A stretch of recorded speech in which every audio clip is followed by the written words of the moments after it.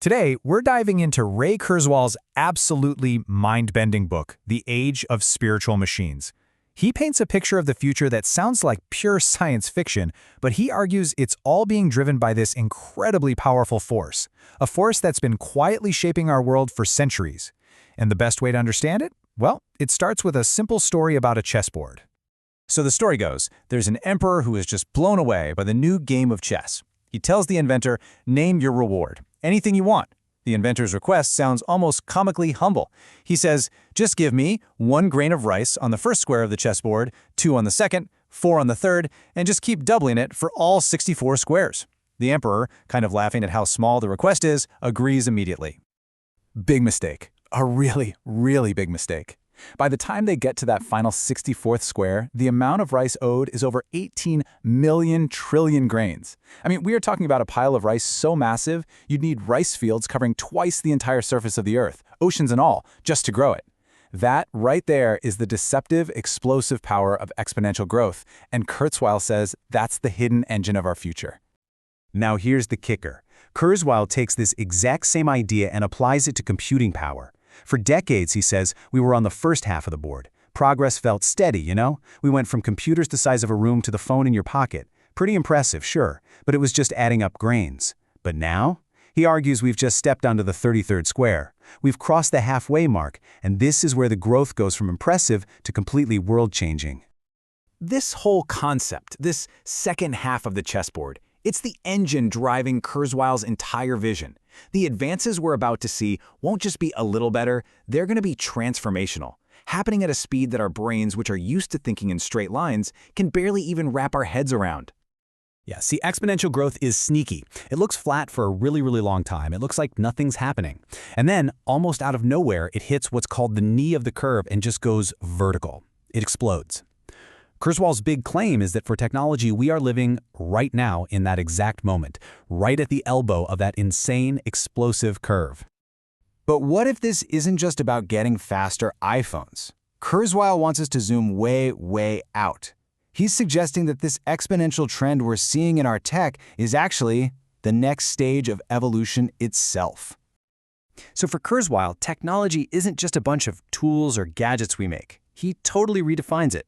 He says it's an evolutionary process, running parallel to biology. But, and this is a huge but, it plays by a completely different and much faster set of rules.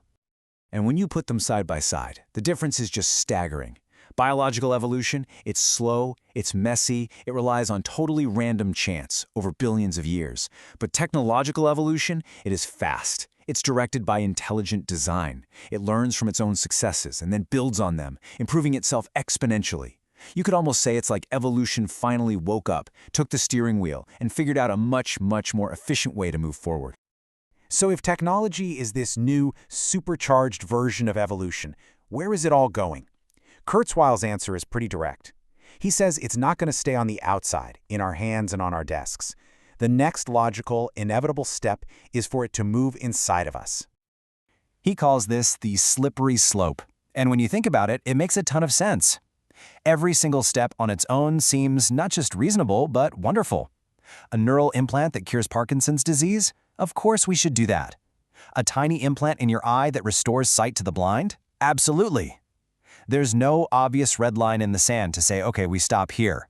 The progression just keeps going until the line between our biology and our technology completely disappears. And let's be honest, we can already see this path unfolding. First, we had computers on our desks. Then they moved into our pockets. Then onto our wrists.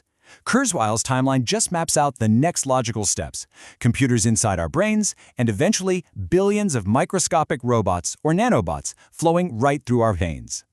The motivation to keep going down this road will be almost impossible to resist. I mean, just imagine, intelligent little robots in your bloodstream that act like a perfect 24/7 immune system. They could hunt down and destroy cancer cells the second they form, scrape plaque out of your arteries, and even repair damaged organs at a cellular level.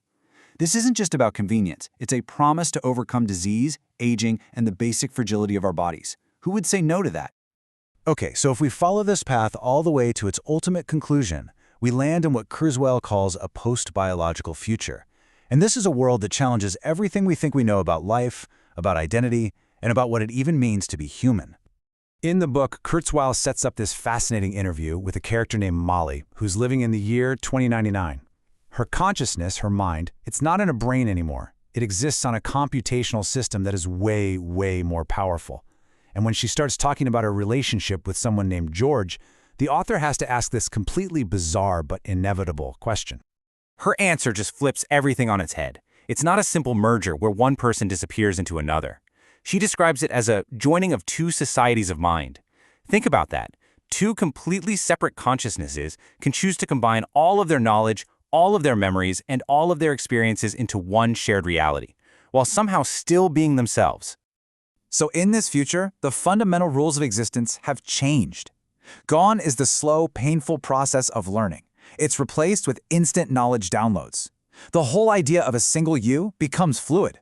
Your identity could split off into multiple versions of yourself or combine with others. Individuality isn't a permanent state anymore. It's a choice.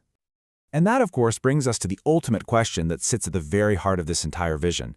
If your brain is scanned neuron by neuron and a perfect software copy is made, a copy that thinks like you, feels like you, and has every single one of your memories, is that copy you? Or is it just an echo, a perfect imitation, while the original you is simply gone? Kurzweil's future offers us a kind of immortality for sure, but it forces us to ask, what part of us exactly would get to live forever?